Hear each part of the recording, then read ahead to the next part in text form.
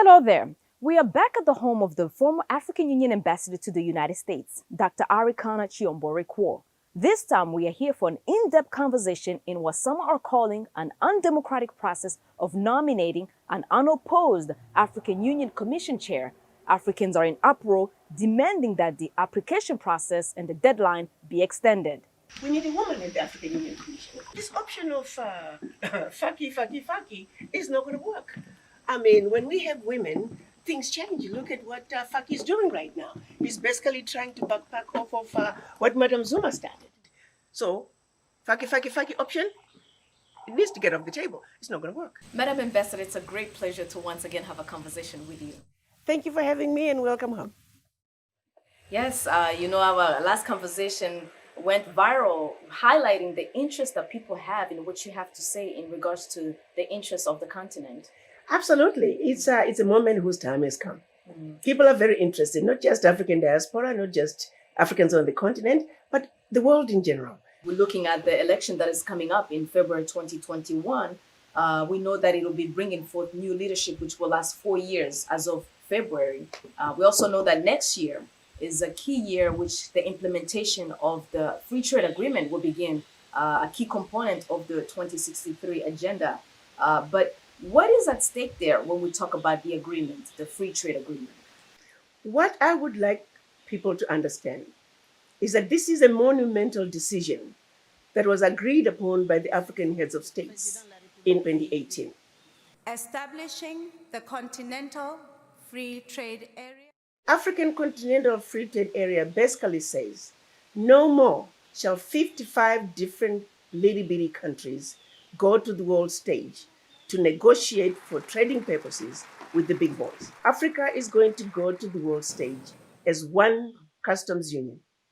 It's something that our Pan-African fathers had hoped to accomplish when they met back in 1963, when they created the Organization of African Unity, which was a compromise decision. They were not able to accomplish the building of an Africa that spoke with one voice.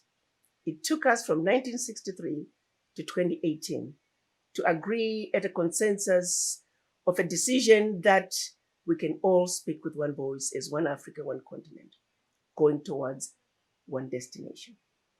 It is going to be controlled by the African Union Commission Chair.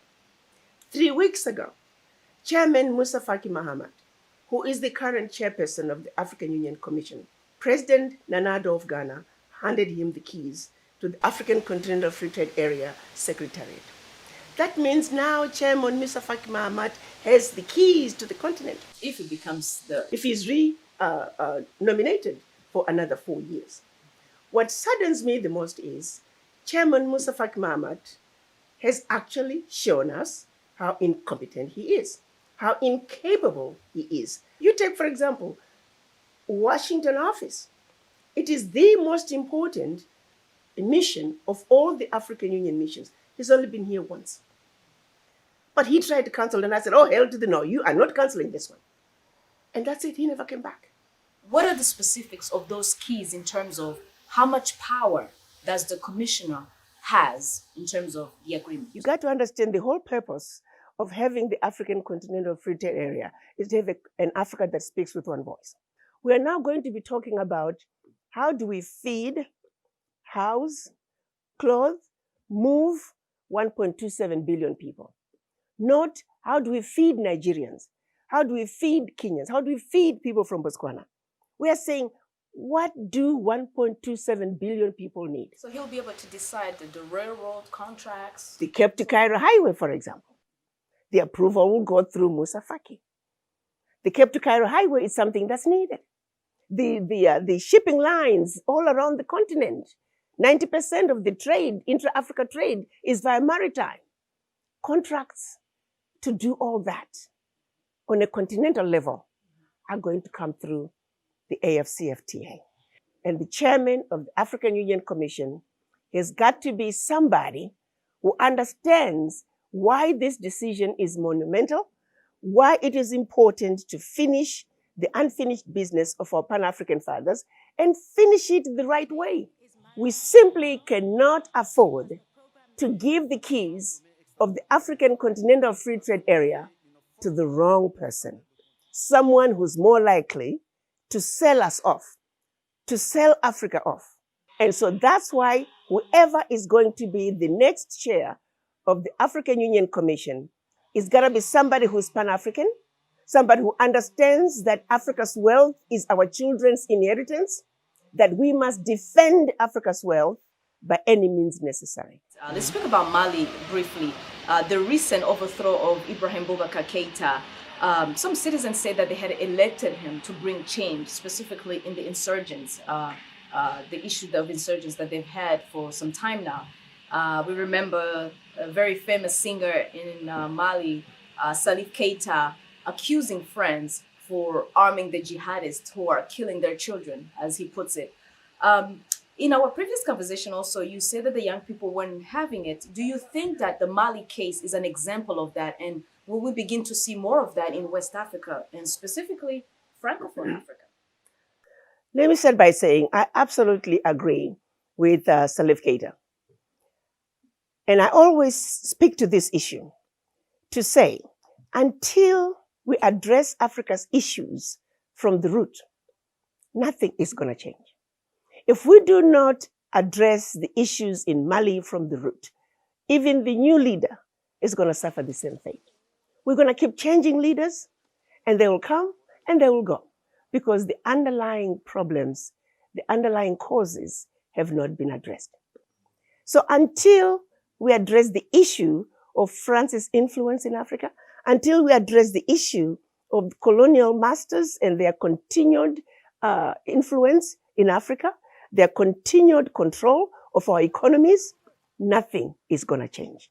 My fear is, if we do not have the right person at the African Union Commission, that individual is going to sell out. The contracts are going to go to the Chinese. The contracts are going to go to European countries. The contracts are going to go to Middle Eastern countries.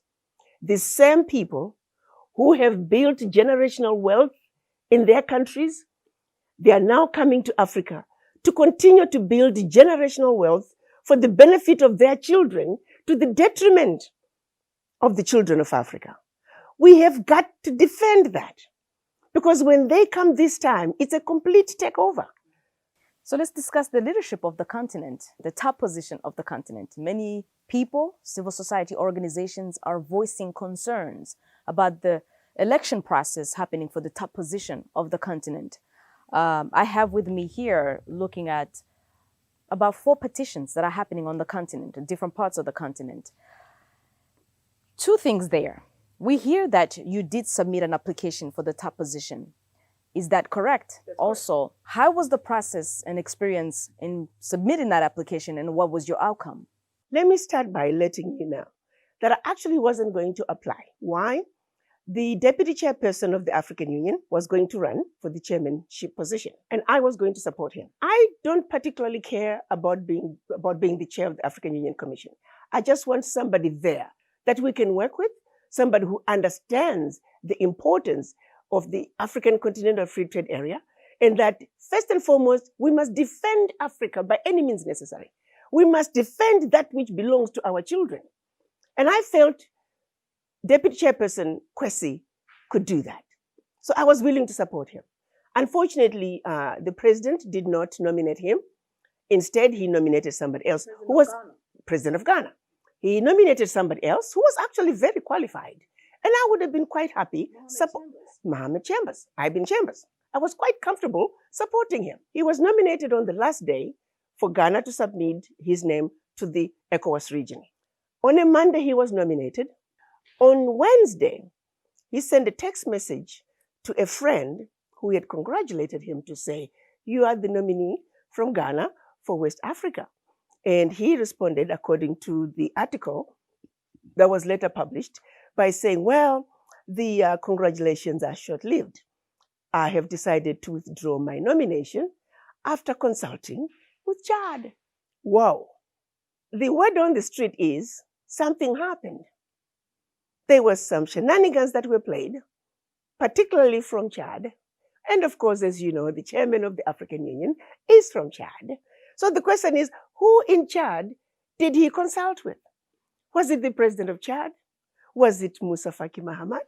So, to your assessment, it wasn't his choice to pull out. Some, and I'm simply going to speak about the word on the street. The word on the street is he may have been paid and enticed to pull out. But I don't have any proof for that, but that's the word on the street. Now, we are now down to 2 weeks before the deadline for submission of the applications to the AU. We decided I should jump in and see if I can submit my application out of SADC. Because at this point, it was clear Faki is not being opposed. So I quickly got in touch with my president of Zimbabwe. I submitted my documents, and a minister was assigned to work with the process of getting me to be nominated by SADC. It's my understanding on 2 separate occasions, a vote was scheduled. The first one was cancelled and rescheduled. And on the second, again, that vote was cancelled this time. So we don't have somebody from the West, we don't have somebody from the North, we don't have somebody from the Central. Now the Southern Africa region isn't sending an application. They did not vote for me. They did not meet because they had to meet in order to officially nominate me as a region. So it is that meeting that was cancelled. So you believe that there's also some play there to block your nomination? It's pretty clear that every effort is being made to keep getting opposition for Faki because they know, and I'm going to be very serious, honest with you, they could put a monkey to run against Faki and the monkey would win. They know that. Now, if a positive response comes from these petitions that we're hearing that are coming up from different places on the continent, is it your hope that South Africa, your region, SADC, and specifically President Cyril Ramaphosa, will indeed this time submit your candidacy? They really don't have a choice. They need, if people apply, they must at least submit the nomination. Blocking the nomination before the vote is just wrong. It's wrong, it is undemocratic. But I also hope that we can get more people. Let's get more candidates. Every position has an average of 8 to 10 people contesting for that position, from deputy chairperson and all the commissioners, except Faki. And so you did mention about the African heads of state. Do you have a message for them?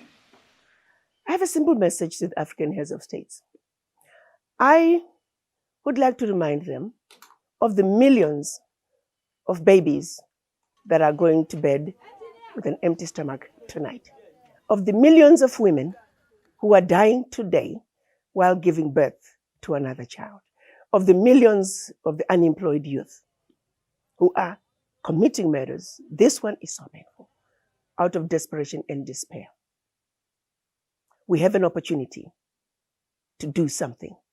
This moment is a special moment. It is a time that we might understand that it is a time that we have been waiting for centuries. So allowing Chairman Faki to run unopposed for the chairman of the African Union Commission is a serious betrayal of the children of Africa. I do hope that you are not going to allow that to happen. Now, Madam Ambassador, you advocate greatly for the diaspora to be involved in the matters of the motherland. What have been their involvement in these African Union elections? Again, that goes back to show you. Back to the chairman, Chairman Musa Faki Mahamat. There's no interest in the African diaspora. And yet the heads of states are fully aware that in order for us to build the Africa that we want, in order for true integration to take place in Africa, in order for Africa to move forward, controlled by Africa, we need the expertise from the diaspora. We have plenty of expertise on the continent, but it's not enough. So in the 4 years he's been in power, has he done anything right? None. Not that I know of. Absolutely nothing. I don't even know what his legacy is going to be, which is why it is mind-boggling that they would want to give him 4 more years. In the recent interview we had, you just actually reminded me, you made an analogy about Queen Yaa Asantewaa of Ghana, who fought the British to preserve and to protect the golden stool, which represented the soul of the people. Come 2021 in February, do you think, or do you deeply fear that the African golden stool will be taken, will be stolen if the right leader doesn't come to play? The African golden stool has already been handed over to the chairman of the African Union Commission. And if he remains the chairman of the African Union Commission, I can tell you very comfortably that the golden stool will be gone. Thank you very much, Madam Ambassador Arikana Chihombori-Quao. Thank you for having me.